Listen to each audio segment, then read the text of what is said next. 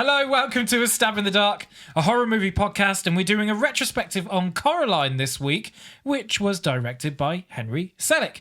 We are joined, as usual, by Dave. Hello. Mike. Hi. And friend of the podcast, special guest appearance by Priya. Hello. You all right? Yeah, how are you? Yeah, very good, thank you. I'm doing well. I'm very excited to talk about this Coraline today. This specific Coraline from 2009, not the original book from the early 2000s by Neil Gaiman. This is the Henry Selick version set in the USA. We just lost half our listeners. Yeah, They want to hear about the book. Yeah. Thought this was a literary podcast. Yes, so let's talk about... Yes. Let's talk about this film then a little bit. Initial reactions. Let's put Priya on the spot. What's your opinion on this? I didn't think I'd get that invested in it watching it again. But yeah, I like the Tim Burton feel of it. I like how it had the elements of the horrors that we would have watched growing up, but very watered down for a younger generation, just to kind of cater for them and introduce them to a genre that probably wouldn't be on their radar or on their parents' radar of things for them to watch. But I liked how it was. You wouldn't think it would grip you as an adult, but it did. Definitely. Yeah. I reckon it grips you as an adult quite well, actually. I look at it more now after doing a bit of research on the whole thing, like an amazing feat of sort of artistry, and that's the way I kind of see this one. What about you, Mike? Yeah, I mean, it's completely beautiful, as you say, in terms of the making of and the puppetry and the stop motion itself, which is always impressive, regardless of the quality of the story or the movie itself. Stop motion is always impressive to me. But I think outside of that, it's brilliant. I think it's probably one of, certainly of the last 20 years, one of the darkest kids movies or family kid appropriate movies there are. And that speaks to me a lot. As a kid that grew up and loved Black Cauldron for its darkness, I love that other kids movies also take that kind of ethos and make themselves as dark as they possibly can be without crossing a line and scaring the hell out of children. Yeah. And it's got a number of very creepy kind of scenes and characters, and I think it's put together so well. Soundtrack's great. I've seen it many times. Yeah, I reckon there's some out-and-out horror moments within this film. Yeah, especially in the latter part. Yeah, for sure. And Dave, last but not least, what's your opinion? What do you think of this? I love this film.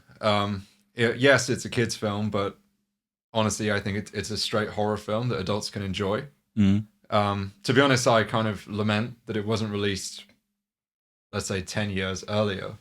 So I could have watched it just a tiny bit too young, and it would have definitely been part of my journey into horror.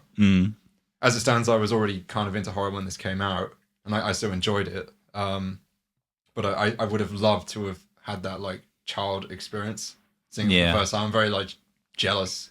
Yeah, I mean, you must have been a child when Nightmare Before Christmas came out, which is a similar... I was like a twinkle in my dad's eye when that one came out. When did that come out? That's 93, wasn't it? Yeah. Well, it was still released. You could have watched it as a child. No, I did. Yeah, I watched it as a child. Yeah. It is 1993. Yeah. I mean, as you've all said, the behind the scenes and the making of. I mean, stop motion is basically like magic to me. It's just incredible, and the fact that every single frame is considered in a way that I can't imagine every single frame in any other kind of film being considered. Yeah, and painstakingly crafted. Yeah, it's something that I can't really wrap my head around.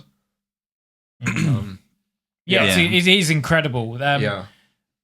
On the extras on the Blu-ray, they're talking about basically if it was a good week, one animator could do 7 seconds. 7 seconds of the film. And it's just crazy to think that is your full-time job, a lot of passion going into it, and you only do 7 seconds of it. I mean, that's crazy. In a week, yeah. It just breaks my brain. I find the medium fascinating in general. And the final thing I want to say at this point is that I really, really appreciate the fairy tale aspect to the story. Yeah. Yeah. And especially the kind of grim fairy tale, like when they were kind of darker. They were trying to teach kids. Yeah, lessons. like folklore adjacent. Kind of thing. Yeah. And I really appreciate that. And this like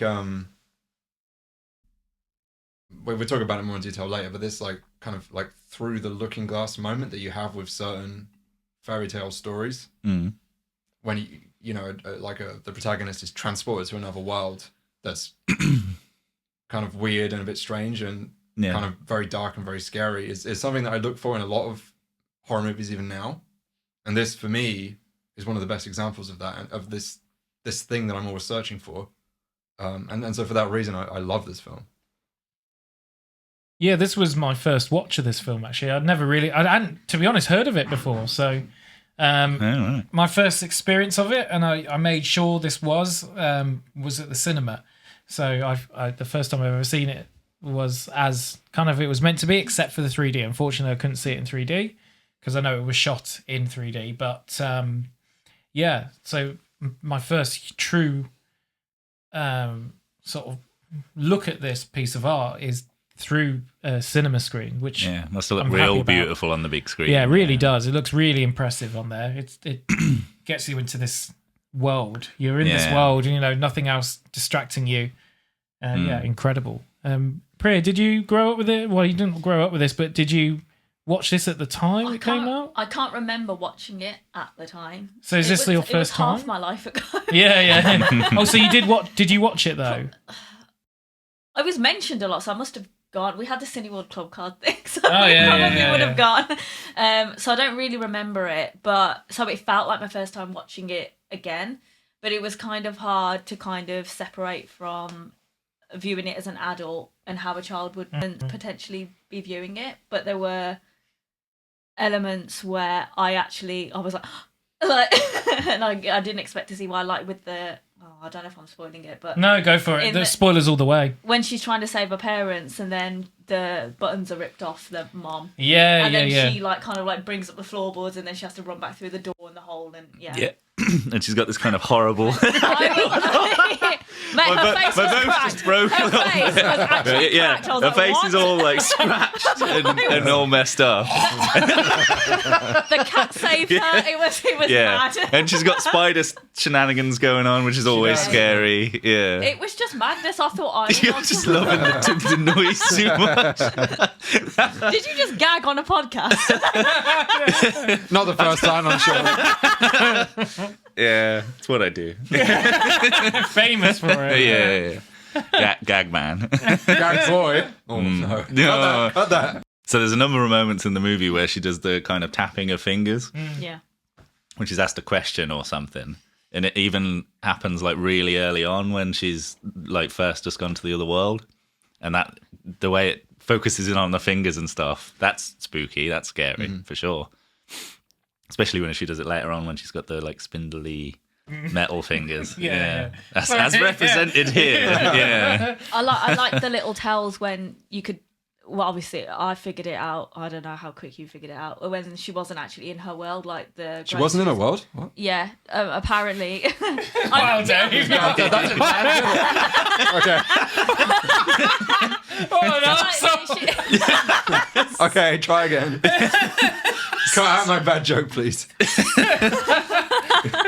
So with the cake where it says "Welcome Home," the 2O, like the O in home had a double loop in it, which meant that it was a deceitful thing. She wasn't actually home. The graphology. Welcome. She was welcome, but she wasn't home.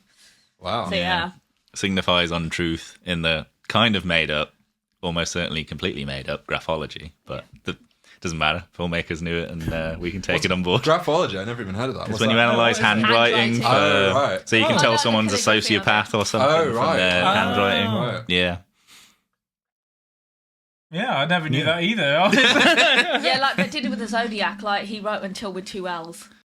Yeah. And then they found They absolutely loved it in the 70s when they were looking into serial killers and stuff and like trying to analyse what links them. Yeah.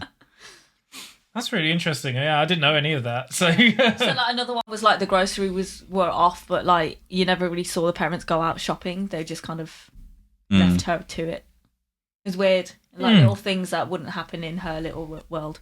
Yeah, let's talk about the plot and the story a bit. So, did we all enjoy the movie as a movie, not just because of how well it's made and shot, but what did we think of the actual storyline and the outline Neil Gaiman gave to this, and then how it was changed?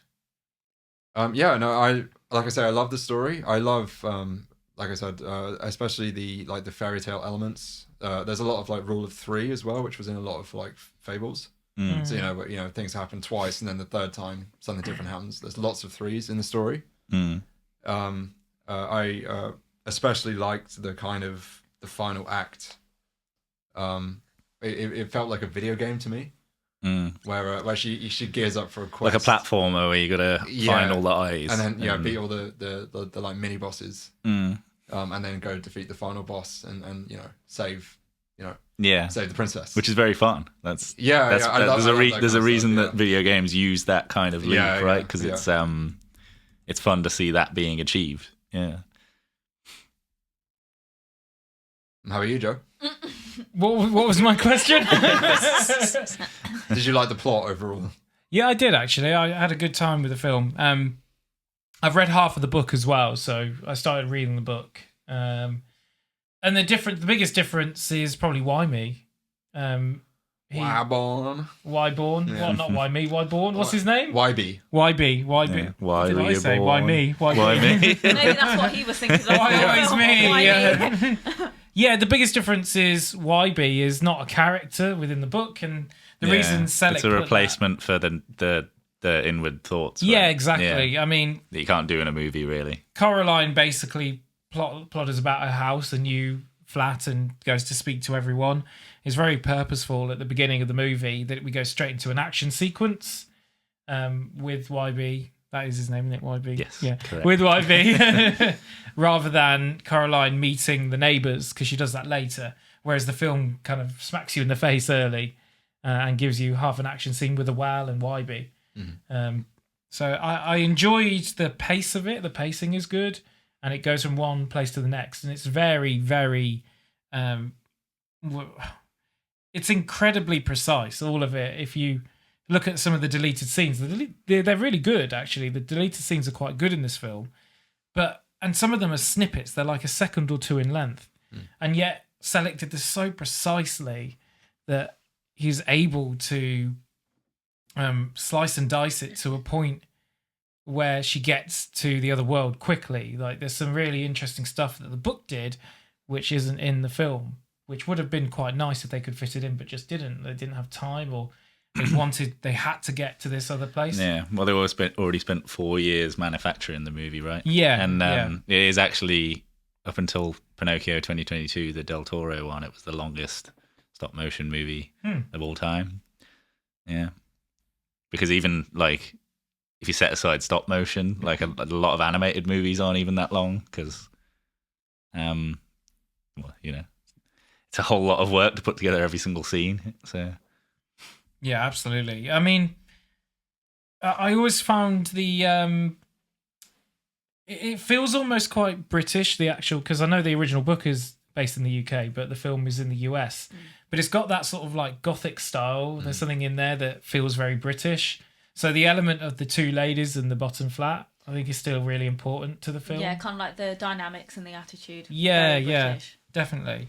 But I know Selleck wanted it to be in the US because he was just more comfortable with something in the US, knowing more about his own upbringing and what to do with that in comparison. But a lot of the main elements are still there. And to bring the two neighbours downstairs in, they put it in Ashland, Oregon, which has a huge Shakespeare festival. So that's why he set it there, as a way to get those two British women in the film. That's where he set it. And so in a way, there is still that British connection to the original text because of the Shakespeare element into the two women, and it keeps that humour in there as well that we know in Britain. And of course, Dawn French and Jennifer Saunders are one of the greatest double acts in UK history. So it adds all to that as well. Yeah. And interestingly swapped, right? Like they swapped the voices. They decided. Yeah, I know. It's interesting. Yeah. They decided at some point through that one was better as the other character, or vice versa. It was the first animation day they worked together. Kind of done. Yeah, it was the first time they worked together. When Selleck went to the UK, he they kind of voiced it all, and he was like, "This just isn't working. There's something not right." And there's a joke in it that when Dawn French and Jennifer Saunders are talking afterwards, they say, "I feel really bad for you, Jennifer, because you did all the work on this character, and I stole all of your notes and just did it." And she said, "Basically, that's what I've been doing my entire career." And he found the next day when they went back and they changed it, and he actually Selleck does say that he was very gracious to them because they took it in and they just did it. They didn't moan about it. He said some actors would be really off-putting doing that, having to do that. When they didn't, they just kind of did it and it worked. And Dawn French in a documentary talks about the idea that you've got to trust the director, they've got to trust you, and it's this kind of whole building process. I don't know about you, Priya. What would you do if, say, you've been studying a character, learned the lines, and known what the lines were, and then all of a sudden they went, it's not quite working for me? That happened to me recently when I was filming something. So it does happen because obviously you're on your own. You've got your interpretation of what the character would do, and it's only until you're on set with somebody or you're just working with your scene partner that you're like, oh, okay, so you're going with this. That actually makes more sense that my character would do this. And sometimes like you think it's weird because you don't realize how little you have to think day to day about what you're doing, what your face is doing, how you're walking, and then you're in front of camera, and then a director's like, okay, I get that's how you would probably do that in real life, but the camera's not seeing it, so think of this. And it could be something completely the opposite that doesn't make sense, but the camera will then see it. So you do kind of have to have that. You have to trust that you've not got a mirror in front of you. They are your mirror. And like they are actually your ears half the time as well. So you do have to trust them, but they have to trust you because they need to see where you're coming from. And then sometimes there is a middle ground. But a lot of the time it is more, if the director knows what they're doing and you trust that, you will follow them completely. But yeah, no, I get what Dawn and Jennifer were saying completely. Would you be offended if someone said to you, can we swap these roles because it's not working? No. Because I feel like I've got an ego and I would be a bit how dare you? again, it depends, because if I see it going one way, you'd just have to discuss it and just see each other's point of view. But half the time you can probably see where they're coming from and you would blindly go with it. Well, I mean, it doesn't mean you're being kicked off the production, right? Yeah, you're being moved to another Yeah. character. They're not saying you're terrible, you're not in here anymore. They're saying you would be better at this as this character. Also, So I don't know whether that would be... I'd be as a non-actor, obviously. Fragile egos. It could just be that they're seeing something that you've never seen in yourself. Absolutely, So that's a good point. another thing to put under your belt, really. Yeah, it's incredibly difficult to... It's a compliment, to really, as have a well. read of what you kind of present to other people, right? You only have your own personal perspective of what you look like and how you behave. They're the closest you'll get to knowing what the audience would potentially be seeing. So you got to work with that as well. Yeah. That's my perspective, anyway. Yeah, really interesting. Yeah, I mean, I definitely think the voice work in this is really good. I think altogether, it comes up with something really nice and cohesive. And I know that Selleck was working a lot with the actors to mold that and did it over a period of years with a lot of them, and got them to play around with the lines. And I think that's important when you're acting, like playing around with the lines and being playful in that sense helps. But some of them were saying how freeing it was actually being on there and just using your voice, not having a camera on you or anything was quite freeing. I mean, I can imagine it would be doing that. For me, sometimes I have to contort my face to get the sound out, but if you've got a camera on you, you can't always do that. You have to find a balance. You might look crazy if you do. And that's probably not what the character should be. You can seeing turn that. it right up to 100% if you're not on the screen. You could properly go for it. You can go full Robin Williams where you can contort in and flying all over the place, getting the lines out. But he had the kind of talent, he could do it on camera, no one would care. Yeah, exactly.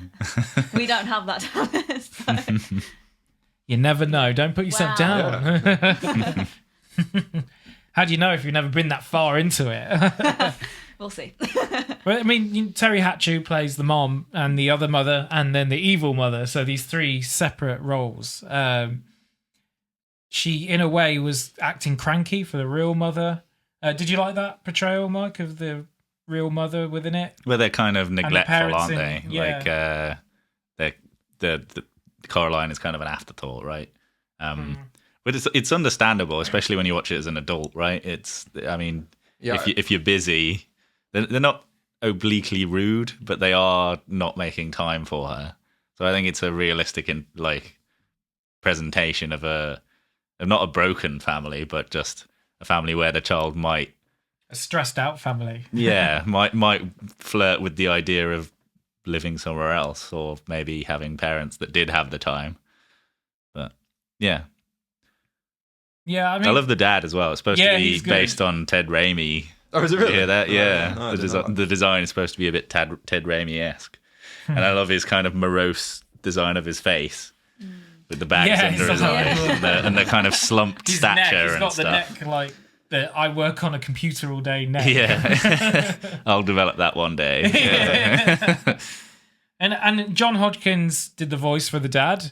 And I think it's interesting because he makes it super sympathetic. His character has this sympathetic edge, even in the other father, when he's like turned into this blob of like a pumpkin. And the other father is like the best parent out of the four of them. Yeah. Yeah, it was like the other parents were what she's always wanted. Yes. Compared to what she actually has. Yeah, it's like her idealized version of what the parents could be. It's also kind of infantile though, isn't it? Because you can tell it's from a child's perspective, because they're they're there to serve her. They're not their own people. I mean, the mom is just there to cook for her and that kind of stuff, and the dad's just there to entertain her in the other world. Which isn't how a family dynamic is gonna work. That's what kind of gives it that purity, I guess, that she's just a child and she's probably I just want my mum and dad to do things with me, so she's just focusing on that. Whereas obviously, like you said, Mike, like there should be that balance of work and themselves. Not fully realizing or taking a full stock of what this person is or who this person is to them, but rather only on how they interact with me and what they do for me, which is a very kind of early development way of looking at the world and looking at other people. But it's quite interesting because like she is 11, but then you kind of see her mature in the sense of like, no, I don't actually want this. I miss my old life. Yeah. And then she kind of gets what she wants at the end. Yeah, well, she learns to appreciate the people around her, whether they're serving her or not, right? She learns to like the weird neighbours and so on that are just living their life, but she's appreciating them for being them, right? Yeah. I think that's really powerful. I mean, that's really the most powerful message of the story, right? Is because, I've heard, her parents called neglectful before, but I think it's a period of stress for them. And I think that even, at the beginning, there is evidence, right, that they do care about her. Yeah. But we're seeing the whole world through Coraline's perspective. Yeah. And that's what everything is. And in a matter of days as well, just after they've moved to this new place. One of the most stressful things ever. But then, the whole world's grey and everything, but it's all through her eyes. And the reason that I really like this film is that when her parents come back at the end, her real parents come back at the end, they're not different. It's not like they have no recollection. It's not, but it's not. They're just freed from their responsibilities. She didn't magically get the parents that she wants at the end. They're actually exactly the same. She just couldn't handle the stress. That's basically it. But she wasn't making demands from them anymore. Exactly. Yeah. Like because the parents weren't wrong is the thing. It was her perspective, right? And she comes to appreciate them and understand them and not be so self-centered. Yeah. Right. And her parents are exactly the same. Like her mum comes back at the end with the gloves that she wanted, right? But she's not a different mum. Like that mum was going to do that. You could tell in that scene when she wanted the gloves that the mum wanted to do that, and she was going to do that. They're not different parents. But in the final scene, the whole world is colourful, but the parents aren't different. It's Coraline. Yeah, it's her outlook. Her perspective has changed. And that is such an important lesson, right? Like that's an important thing, and that's like the fairy tale, like fable aspect to the story. Yeah, where you're teaching kids lessons, right? But it's very subtly done. Yes, it's not in your face. It's not in your face. Yeah. Which all the best ones are, right? Yeah, it's executed correctly. It doesn't seem like. I mean, I never watched it as a child, but I imagine it doesn't seem like you're being taught a lesson. It seems like you're following the natural progression of a character or a person. And there's stuff about like within that time and like when time passes, things change, and they're at a stressful point in their life there, and they then get the work done, and they get their just rewards. They get a contract that the book is successful, and so they can move forward. And you wouldn't necessarily think that they're potentially the greatest parents in the world, but they're parents, and all parents have their issues. All children have their issues. No one's perfect, and it's this idea of you shouldn't be looking for that perfection. You should look for all the nuances which makes you human and makes you a person. Yeah, while all comes to realise that. While all subtly showing that your kids pick up on the stress. Yeah. Have that little chat with them. Make their toast, eat with them, that kind of thing. They need to have some cooking lessons still, though. Yeah, they do. Yeah, I mean, it's just a really good horror story, like for kids. Like, there's no other way of putting it. It's just a great introduction. You can see this as a real introduction to horror for kids. And it's up there with the best of those. Like, Monster House is great. There's quite a lot of the darker Disney ones from the 80s that are also great. You've also got the other Henry Selick movies, which are great. But there isn't enough of these. And of the ones that there are, this is one of the better ones, for sure. Any standout moments in the movie for everyone? What about you, Priya? Any standout scenes? I just liked the end, like the realization that, she thought she got what she wanted, but like Dave said, it was just everything just really calming down. So just kind of like, it made like, for me, it was just kind of like, oh, like that whole world was just more with the button eyes, not everything you want. It's not as it seems. Like, you're not seeing everything for what it is. So then obviously she's back in the real world, and then it's like, oh, finally seeing everything for what it is.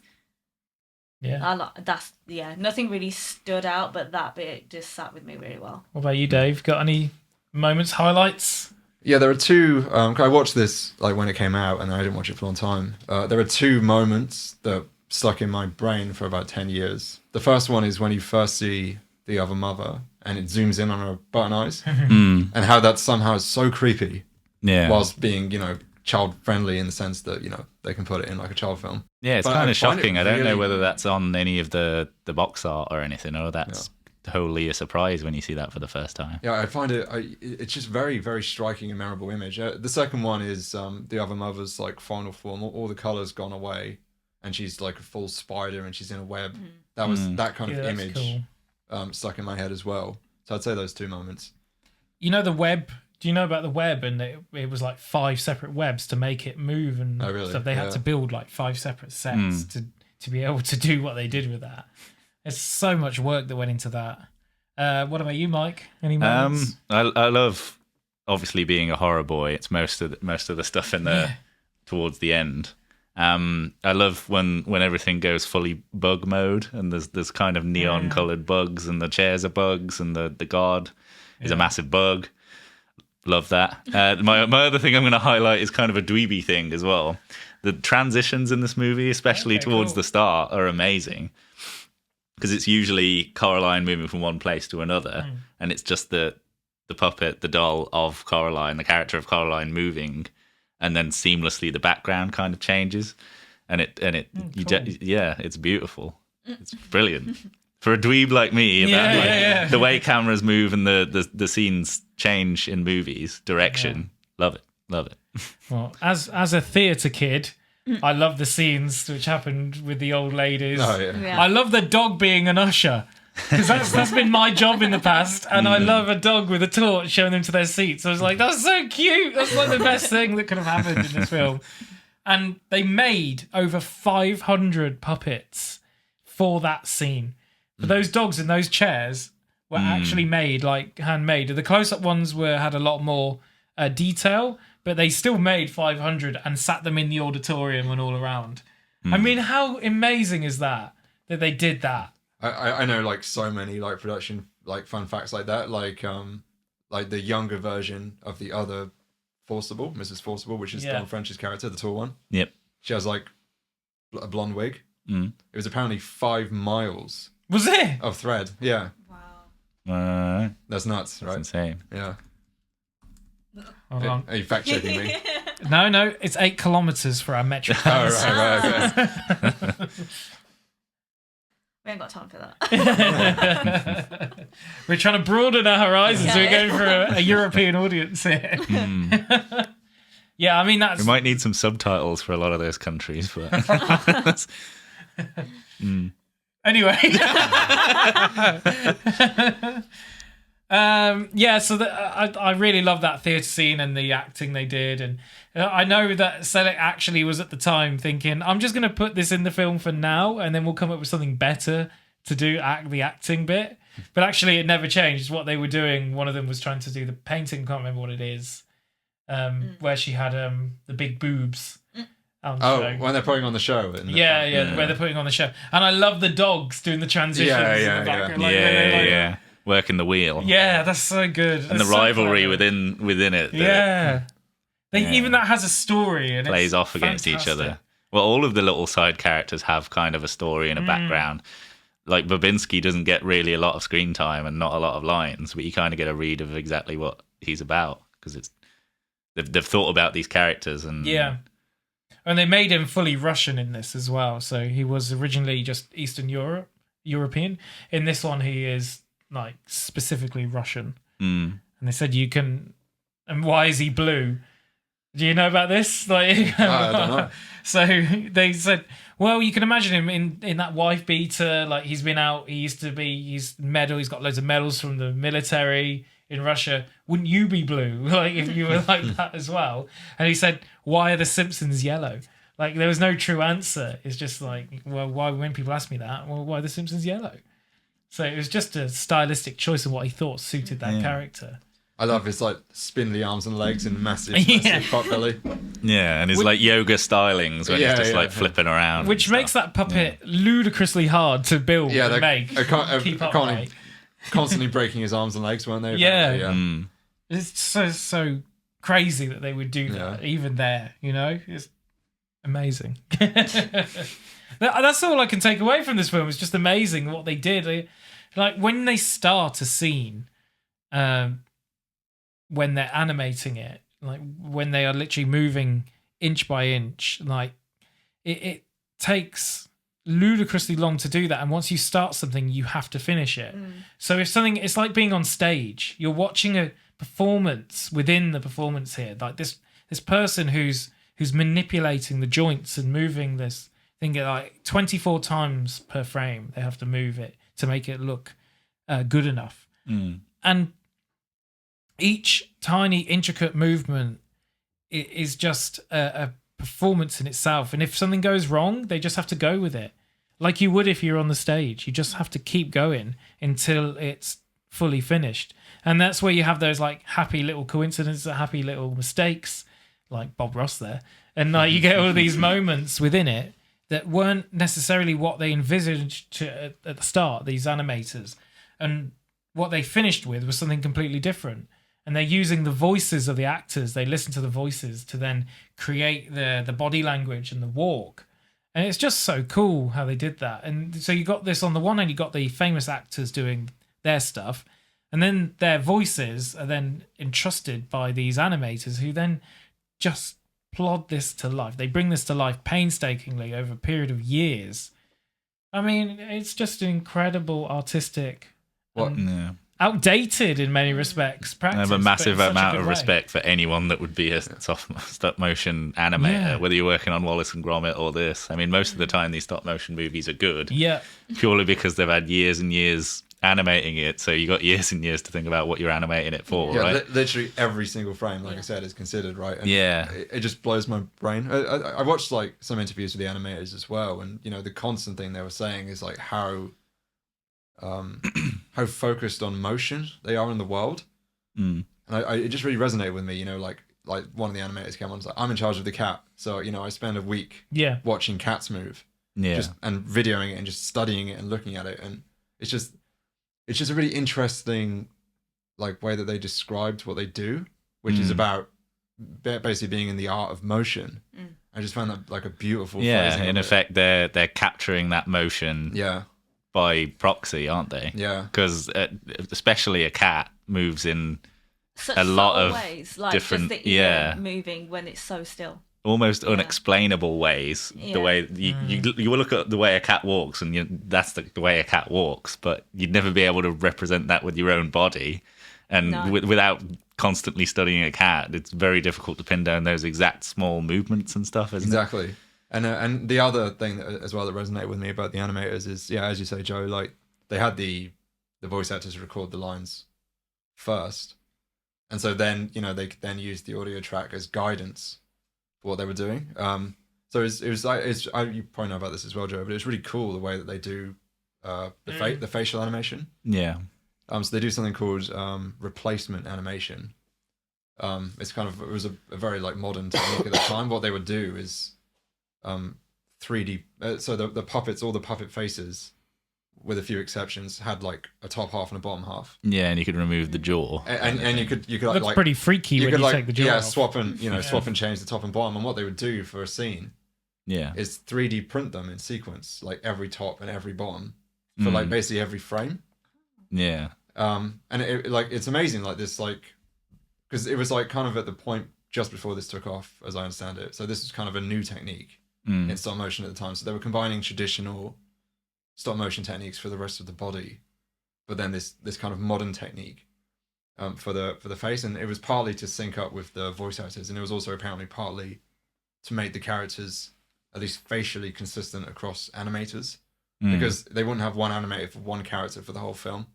That one character will be handled by. There was a lead animator, wasn't there, for each character? They didn't want dissonance between scenes. So it's another way of keeping it. But apparently, I think it was the other father didn't have this new style of replacement animation. He had a traditional face. Yeah. And so if you go back and watch the film, you can tell they had a huge amount of fun, like contorting his face in a way that they manipulate the rest of the body. The hands do that.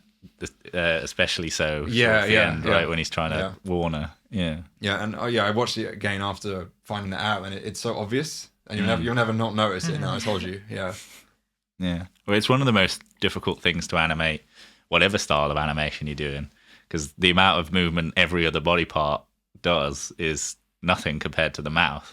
And because we're so visually trained on looking at people's lips when they speak, we know exactly what the mouth should look like when certain sounds occur. Video games have always struggled with. Yeah, exactly.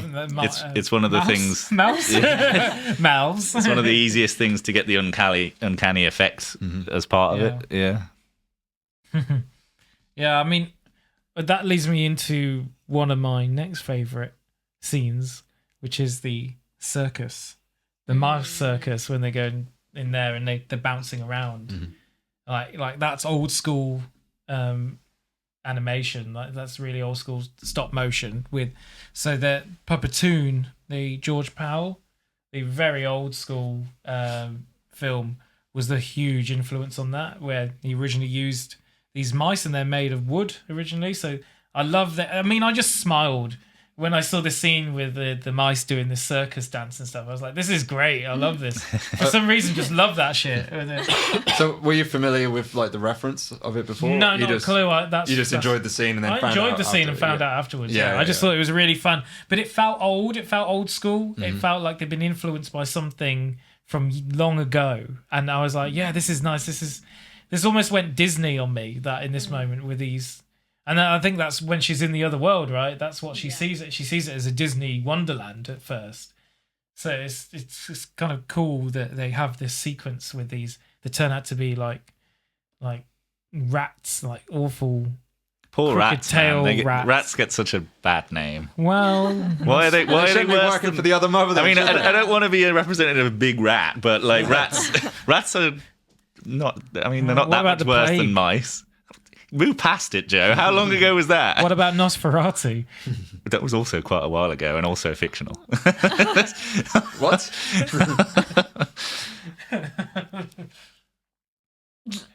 Go on, Dave. What were you going to say? I've forgotten. Better not have been rat hate. So do you know in that theatre scene how controversial that when she's basically just got like tassels over her nipples, like there's some people out there who really hate that. I thought it might be a bit controversial. Yeah.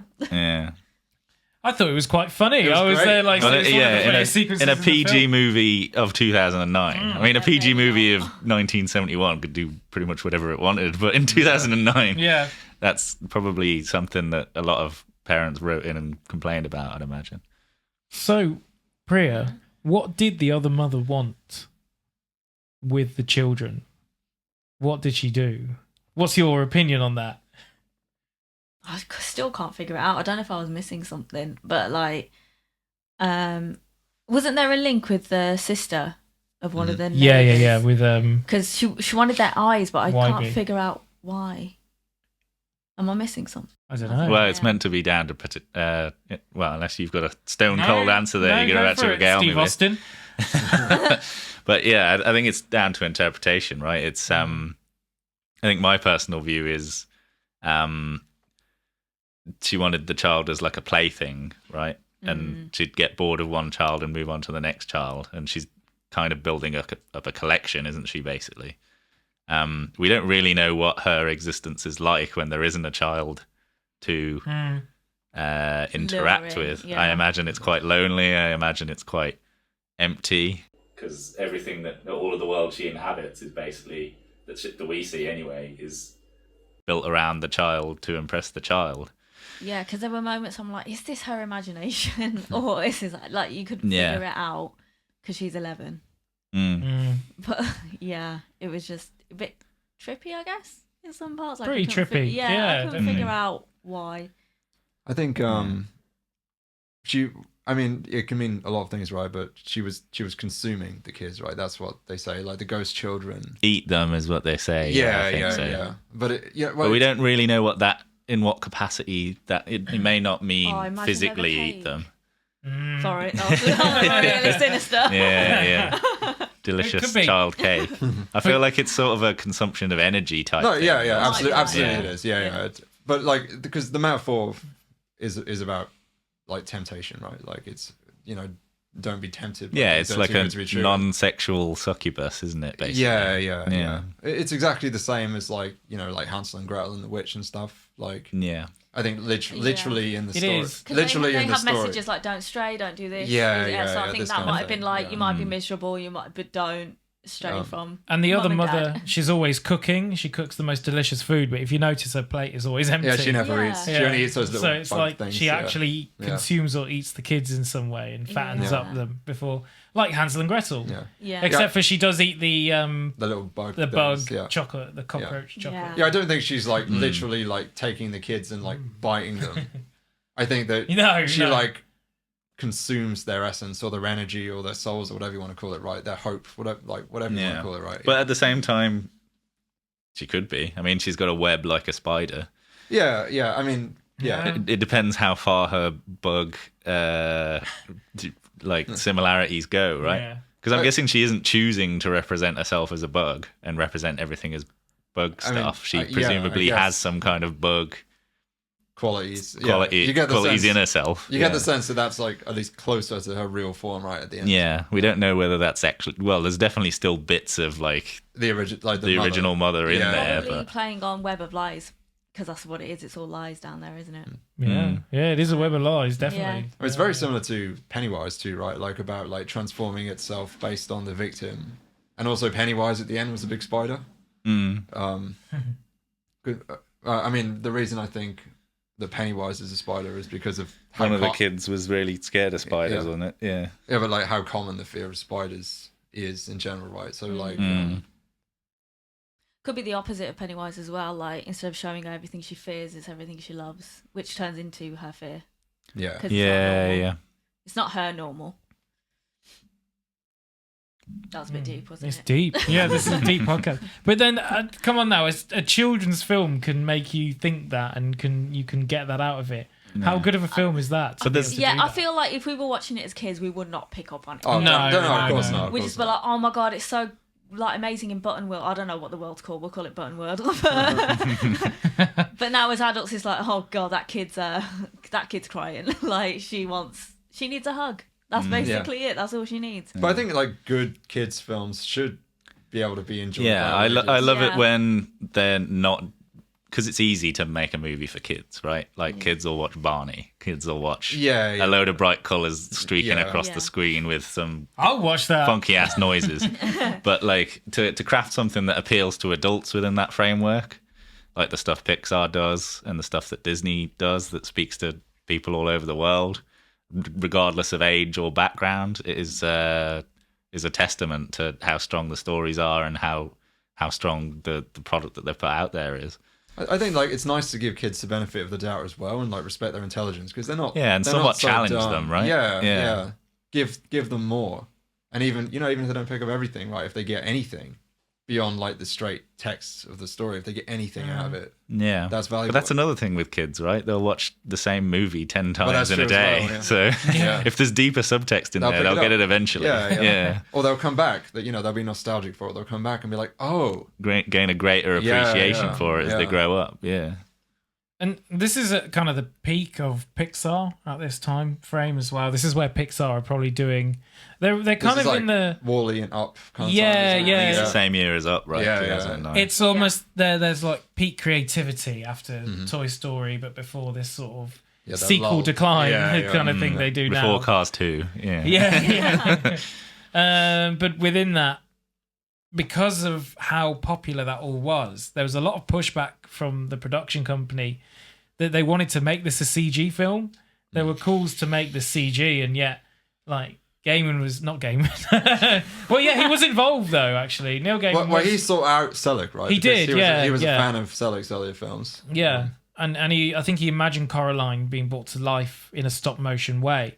So, Well, yeah. I read originally he thought it was unfilmable until he basically familiarized himself with Henry Selick's works and actually thought, well, I mean, if there's anyone that can bring the dark world that I've kind of represented here to life, it's this man.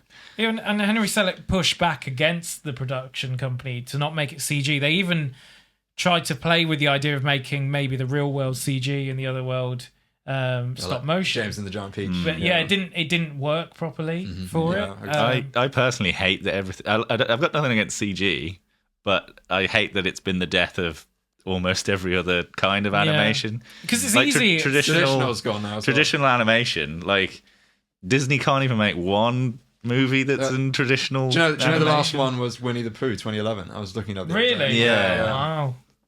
That's sad. And Yeah. I reckon there probably wasn't many after 2000 to that point. I imagine. Princess and the Frog, I can think of, and that's I think that was animation. yeah. CG animation. It's just very maybe. easy. You can just kind of convey about these movies now by doing it in CG. Like, it's much easier than it used to be. But it takes the artistry and the beauty out of it for me. Yeah. Personally. But that's what's so beautiful about this film, and what actually it hasn't aged because of that. And it's the same as Nightmare Before Christmas. I mean, that was a good 15 years before this was released, but Selick was able to. That's how he got this film out there. Really, he had support from production and animators to do it, but also this idea that actually this film that wasn't the biggest hit ever, but just had this cult following and never went away. So Nightmare Before Christmas has never gone away. And Coraline hasn't gone away either now, and it just keeps popping up. And it's obviously just been back at the cinemas on the 15th anniversary. 2 years ago in the US, the 4K Blu-ray was released, a collector's edition, which is just going to be released in the UK on the 2nd of December. So it doesn't go anywhere. I mean, I was at work the other day, saw someone with a Coraline bag who was like 30. This stuff follows through time and will continue to. They made a good decision, basically, is what I'm saying, to do stop motion, because there's no way on earth this would be iconic in the way it is without it actually having this artistry and human input on the way it has to create a like kind of masterpiece that it became. And I love the treatment of the horror aspects of it, because I know a lot of people that don't really like horror movies, but they love Coraline, even though it's dark in all the ways a lot of horror movies are. And I love that gives those people, if they don't want to be petrified out of their mind by something that's going to scare them, then they have a place where they can watch something that's a bit creepy, right? In an Addams Family kind of way, or that kind of thing. Love that exists. Yeah, I think it's nice to have like horror of all different scales. You know what I mean? Yeah, and you can. It doesn't all have to be Yeah. Cannibal Holocaust. Yeah, exactly. Yeah. As much Yes, as I, it does. As much as I love it. Yeah, but. And yeah, it doesn't make it weaker at all. At no point in this movie do I think, oh, I wish this was like a movie for adults and they did gore and they did violence and swearing. It doesn't need that at all. That would weaken the movie in my aspect. Not that I'm against adult animation like anime or some of the stuff in the 70s and 80s they did, but like this movie doesn't need that. It's perfect as it is. And I think what's also pivotal to this is the music as well. So the music plays such a huge part. So a French composer, Bruno Bruno Coulet, who did this, and actually Selleck said he couldn't think of anyone else to do this film other than him in the end, just because he was able to bring the light and the dark into it, and the openness of some of the. It's a bit of an insult to his mate Danny Elfman. Like, no one wants Danny Elfman. Danny Elfman couldn't do it. What do you think? I don't think so. Danny Elfman would have been great, but this guy was also great. So. But carry on. Yeah, well, they met each other in LA originally and he had a vision for it. He got the script when he was at home in France and absolutely loved it, and then came up with ideas and actually more so used his intuition to create this. Yeah, it's really interesting. Do you like it, Dave? I do like the score. Do you know a cool fact about it? Go for it. So he performed it with the Budapest Symphony Orchestra, and it features a choral pieces with a children's choir of Nice. Oh yeah. And like the choral like dialogue is like nonsense language. You can probably tell, right? But guess what the name of the main soloist was? Coraline. Coraline, yeah. Oh really? yeah. I didn't know that. I was just guessing. Like just pure coincidence. Neil Gaiman. Cool. Yeah. In disguise. No one will know. Yeah. Well, apparently 2024 knows. Apparently, I read that he originally was going to call it Caroline and then did a typo. And yeah. Oh, really? That's what he claims anyway. Right. And then thought it was a wonderful fantasy name, so kept it. Yeah. And then makes it a joke in the book and the film that everybody just calls it Caroline. Yeah.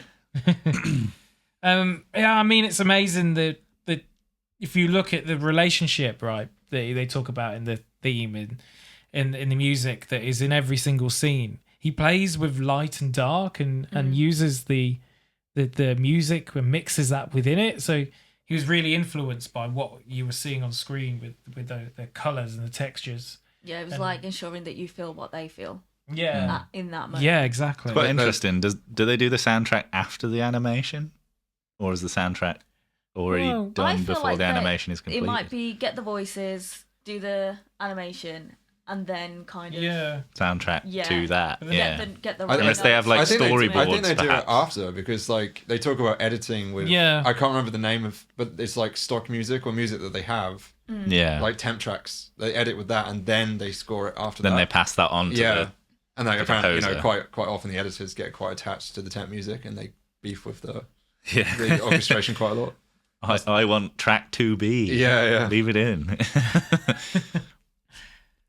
But like the use of color, like you say, it's like Wizard of Oz influence, right? Like starting with the kind of grayed out, like almost grayscale wild, with the exception of her hair. Yeah, which gives the greater pop when you get to the and then luscious. Like later on, especially the garden. Yeah. And again, like contrasting the end. Well, the end of the other world when the color goes away, and then she goes back to the real world, and it's bright and it's bright and colorful. Yeah, for the party. Yeah. Oh, I'm trying to find the thing here. Here we go. So Selleck wanted to get away from the idea of using American animation styles within the film. So he looked at I always hate Japanese names. I can't do them. I'll give it a go. Tadahiro Uesugi, I'm guessing it is. Yeah, and he was a Japanese illustrator, kind of inspired by 1950s American illustration.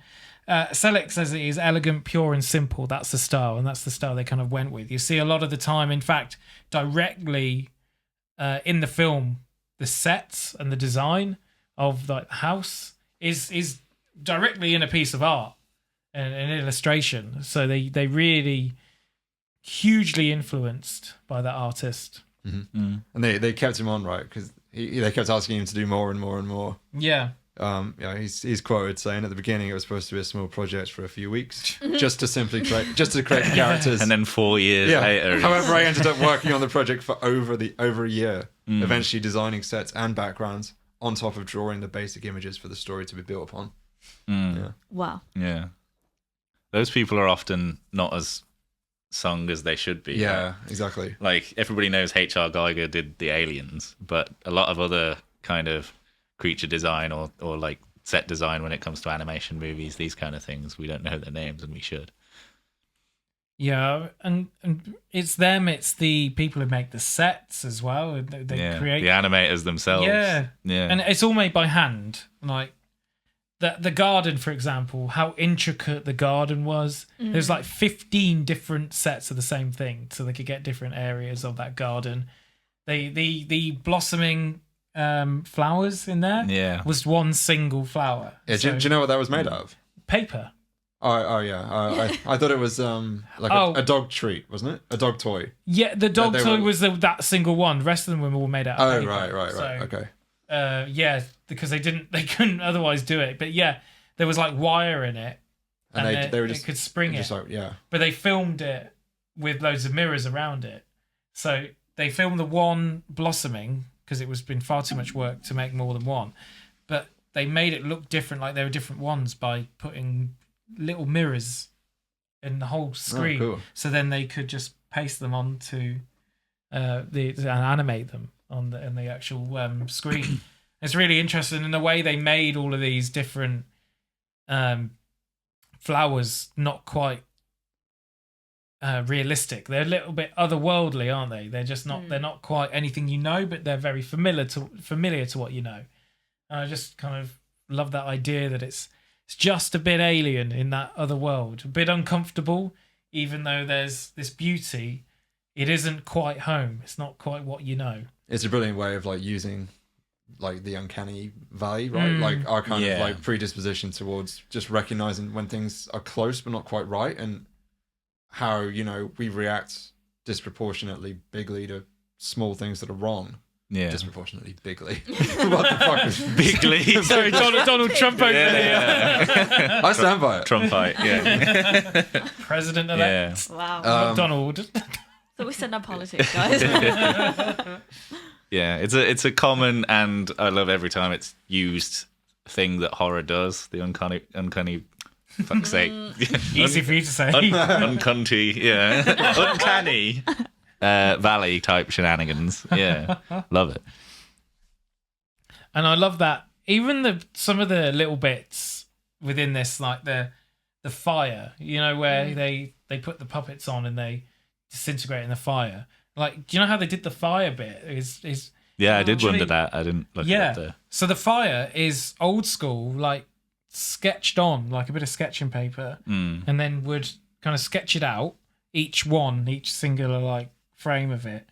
Then he'd put it into a computer, scan it into the computer, color it, and then sort of blur the edges, make it look more realistic. And then it did that like 1,000 times. So drawings and sketches, he scanned them in about 1,200 for that scene in alone. What? Yeah. And then they coloured it, and it's amazing. Like, really, he was able to do that. And that was his job for like a whole month, was just to animate this quick 5-second bit where they disintegrate. Yeah, incredible. And then they use dry ice for the fog outside, and that's great in itself. And just to create this illusion on the outside of the world. And then they would take parts of it, they'd crop it out, and then be able to move it into different areas and stuff, and over rocks. And yeah, really cool ways of doing it. Ingenious, really, that they mixed stop motion and digital, and everything is creative. Each bit of the process is completely creative and original. Like, even using a computer, although helps them in certain ways, actually makes things more intricate and more difficult, because now, instead of being able to do a few bits, they can go so into the nitty-gritty. It takes just as long because they now have the option to be more precise with everything they do with these characters. So it's really cool. And you even got because they shot it in 3D, they shot for the left eye and for the right eye with a camera. You know about this one? Yeah, I knew that they shot it in 3D specifically, yeah. Oh, but the thing that they built, so the lenses each is like a left lens. Well, no, there's one, and they film it from the one angle, and then there's a mechanism, and it moves along to the other side, so it goes from left to right, and then they film it from that right eye, and then they put the images together because our left and right eye don't see the same, Mm-hmm. so they've mimicked that, and then what you see on screen is that together, so the left frame and the right frame put together to create it's a like more natural interlaced. image. Yeah, interlaced. Okay. Yeah, Didn't know that. yeah, it's really cool. Everything was thought of. I think that's just kind of how it is. This whole film. Well, it's a painstaking endeavor involving dozens, if not hundreds of people, thousands and thousands of hours. Yeah. And it's a testament to what people can do when they have a vision for what they want to make, and the talent to put it together, and the patience to actually spend enough time to do it. Yeah. Did you like the Dakota Fanning in it, Priya? Did you enjoy the Coraline, how she portrayed Coraline within this film? Yeah, it makes sense that it took 4 years to make, so she probably did voice that at 11, not 15. Yeah. She was. They went back and forth. They would talk all the time, and it was actually because she would go and do a live action film and then come back to it. Yeah. So it was back and forth. No, I think they did a good choice with their voice actors. Any I was standouts for you? Dawn and Jennifer. It's not how we've ever heard them before. Yeah. Dakota Fanning as well. Yeah. Yeah, it's hard. It was very easy to forget it was her. Not in a bad way. It was just, her talent clearly shone through there with her voice. Bled into the character. Yeah. I love Keith David. I was going to say Keith David. I love Keith David and Keith David's voice in anything it's ever in. Honestly, and he has the perfect voice for a cat. He was awesome. He was awesome with his kind of sassy tang to his voice. I can imagine any cat on the street just talking with his voice. Yeah, they're all little Keith Davids. Yeah, for sure. Yeah. Well, Keith David says in this, he discovered the life of this cat as he was like he got into this role, and they asked him to be silky smooth, cat-like. Because he has this big booming voice, and he can be but they asked him, could he do something else with it and make it this sort of cat-like way, and it's perfect. It really is. I like the pun intended. What did I say? I love how you picked up on that too. Perfect. Was the pun intended? There was no pun intended. I can't claim that I'm that smart. Yeah, I mean, what he was doing. You can imagine that the. When they were doing these voices, that having to do them over and over again would get annoying. But Jennifer Saunders said that actually she found it really interesting having to do it different ways and layer it differently and go up to 100 then back down and see where you ended up. So was that like her decision to do that, or was she getting no? So there was directing. There was moments where Selleck and the actor were in the booth together, and he'd be like, now can you do that just with a bit more empathy? Can you do that louder? Can you mimic the voice here? But you can see there's one bit where they where where Terry Hatcher says, oh, can I mimic the voice of what's his name, Sergei? Is that Babinski? Yeah, can I mimic the voice of Babinski in this bit? He goes, oh yeah, try that. That'd be good. And she does it and laughs and goes, but that was really good. So there's this back and forth between the actors and the director within that. But he has this vision, but he allows them to play with it. In fact, some of the lines, so Ian McShane, who played Babinski, would go off script and do what he wanted, and Selleck would be saying, actually, that's better than what I came up with. So there's a lot of give and take in that. So yeah, he seems like a very good director, that not like someone who's going to overbear, be like a tyrant at order people around. Yeah. Yeah, no, a good director would trust the actors. Yeah. Because how are they going to trust you? Mm-hmm. Well, it's a partnership, relationship. Yeah. Because for the actor to deliver, they have to feel it. As long as they're getting the essence of what the character's trying to say, it can often work better. Yeah, and any notes are good notes, really. Oh, yeah. When it's the people either making the movie or playing the actor in the movie. So you know your favourites, Dawn French and Jennifer Saunders. Do you know that scene they did took almost a year in their flat? That was like a year in the making. I love that one where they go down there already sewing the dog its angel wings. Like, how good is that? Can't be too prepared or whatever. But they got in touch with them, so they had a direct link to Lenny Henry. Yeah. Through Dawn, probably. Yeah, well, no, through Neil Gaiman. So Neil Gaiman and Lenny Henry were friends, and that basically meant that at the time Lenny Henry and Dawn French were married. Yeah. So they were able to get to Jennifer Saunders and Dawn French through the friendship of the writer and Lenny Henry. So yeah, it was quite a good catch to be able to get those two through that. And there were moments in that very personal then to sell it. So you know the Japanese schoolboy hat? Mm-hmm. He bought that for his son when he was filming in Japan, and he never wore it once. So he made Coraline wear it in the film because he was upset that his actual son never ever wore it. He said, "Oh well, I'll make Coraline wear it," and actually she kind of looks badass in that, with especially when she's getting ready to go. Yeah, that gearing up for like the final act. Yeah, which was going to be a small scene originally, and then expanded because one of the animators went, "Oh, actually, I think this is a really pivotal moment in her life." I think they're completely right. Again, that's the director not having that ego. Goes to show how kind of good that is to have less ego and be open to creative sparks from wherever they come from. And then recently, you know, with this 15th anniversary thing, there's a new thing called Rebuilding Coraline. So they are now making and building new Coralines with new technology, so they can basically redo it all where they couldn't before. They can now build in like a 3D printer. There's other ways of doing it, and they can build hundreds of them, and so they don't have to ruin the original puppets anymore. They can bring her to life and put her in different scenarios, in advertising and all sorts. So the whole Coraline thing is going to breathe a new life in a different way. Wow. Is that good? I don't know. I'd like a just short. different. That'd be cool. Yeah. Shorts like a Wallace and Gromit style short, or a Toy Story style short. Just like a mini series. Yeah. The creature comforts type thing where they're only like 2 minutes long. Yeah. I mean, I like in this film that they make Coraline, she just doesn't look perfect. Like, purposely asymmetrical. One leg is longer than the other. Like, they make this character weirdly not realistic, but realistic in mannerisms, in the way that someone isn't perfect. In the way that Wybie is so like bent neck. Yeah. And the father has that. Somewhat bizarrely so, yeah. Anyone else? Any more? Before we go into anything wrapping up-ish? I'm checking. He's got loads. Hey? He's got loads. Yeah, I just scrolled past most of it. Well, you just copy the whole Wikipedia, don't I you? don't copy the whole Wikipedia. Some of it are my notes. Watched about 6 different documentaries. Yeah. I'm done. You sure? You can go on. No, I'm done. You don't want to read us Wikipedia? It's not Wikipedia. I have my own You notes. had trivia and everything on it. Yeah? You had trivia on it. Go on then.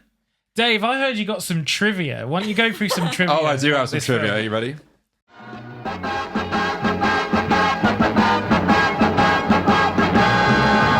Apparently, there was a musical in 2009.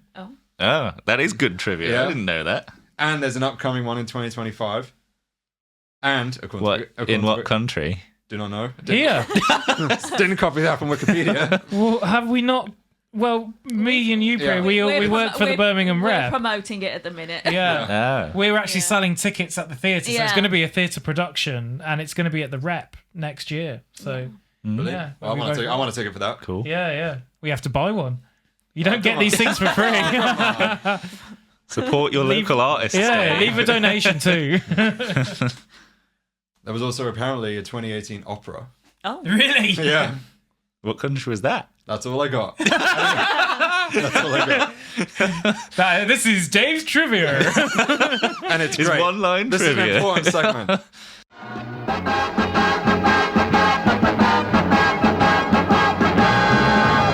I have a bit of trivia that didn't come up. Oh, One Mike Piece. trivia. One Piece.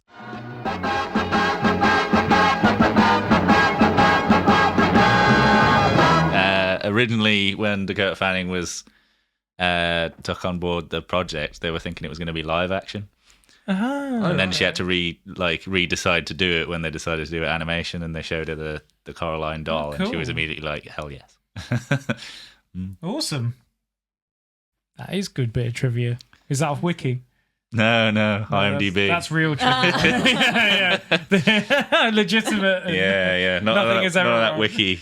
It didn't tell me about the musical on IMDb. Yeah. See, Wikipedia.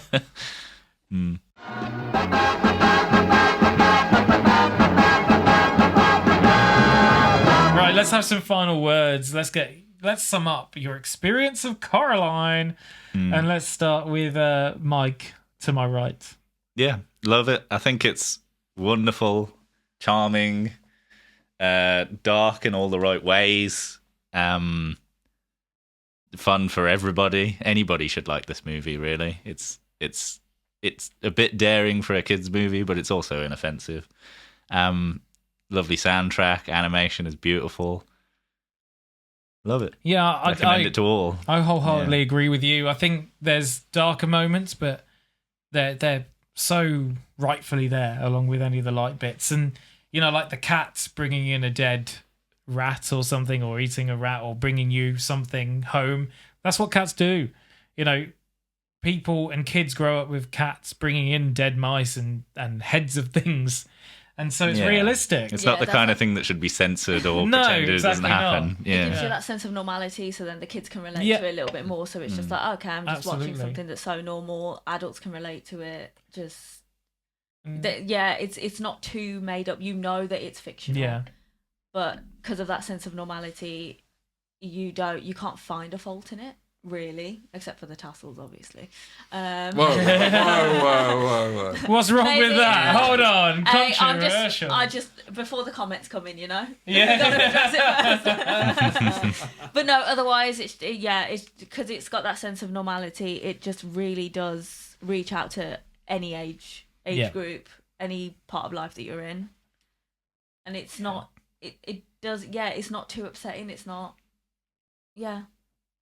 And absolutely. What I've learned by covering this film and doing the research on it is just how painstaking everything was in creating it. And it makes me, on a rewatch, just absolutely adore its artistry. I think that's what adds to the charm, because so much care was taken into getting it so right.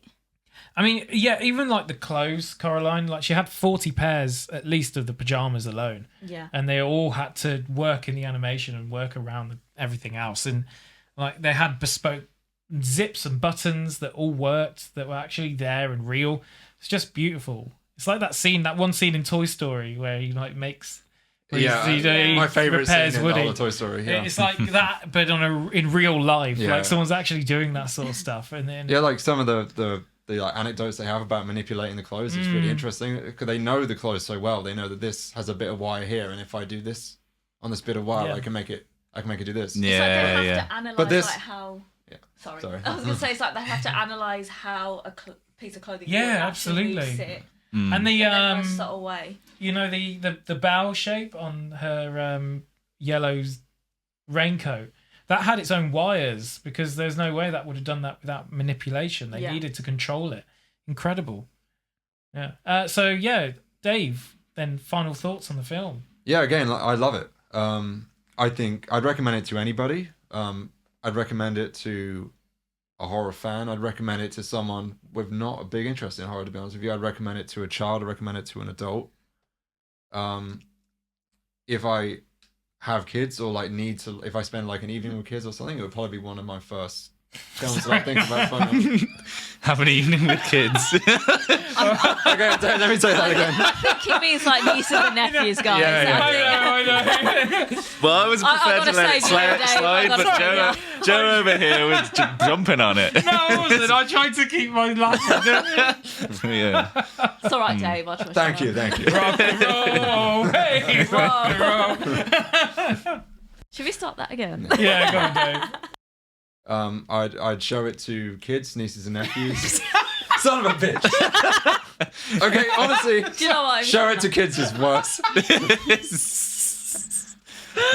I'd show it to a horror fan of all ages, not just kids. I'd recommend it to adults. I'd recommend it to anybody that wants to have a nice family film night. I love the fairy tale aspects of the story. I love like how far it pushes the boat, as Mike says, while still being completely acceptable for people of all ages. Yeah. I love the deeper themes of the story and the message, and that, in my opinion, it doesn't talk down to kids. And yeah, I can't wait to watch it again. Yeah. Yeah, awesome. All right. Thank you, everyone, for turning up. Well, thank you so much for joining us and talking retrospectively about this film. Man, it's so exciting to talk about something like this. I really enjoyed it. Thank you, Mike, as always, for being Joe. here. It's lovely to have your presence. It's lovely to have my presence had. You didn't like that, Dave? Dave, Not sure about that. we love having your presence too. Oh, I also love having my presents had. Yeah. And it's Damn lovely right. and it's I'm lovely just here, guys. Like, to have the here for special show. guest appearance presence of Priya. I get the live audience. I like it. Yeah, exactly. All right, thank you so much for being here as well. It's lovely to have you back. Yeah, thank you. Yeah, thank you very much. And we'll be back shortly in a few weeks, probably. Who knows? Who knows what will happen in the future? But in the meantime, like, share, and subscribe if you want to see more retrospectives, more reviews, and whatever else. Then join us for them, and we'll see you soon. Goodbye. Bye. Bye. Bye.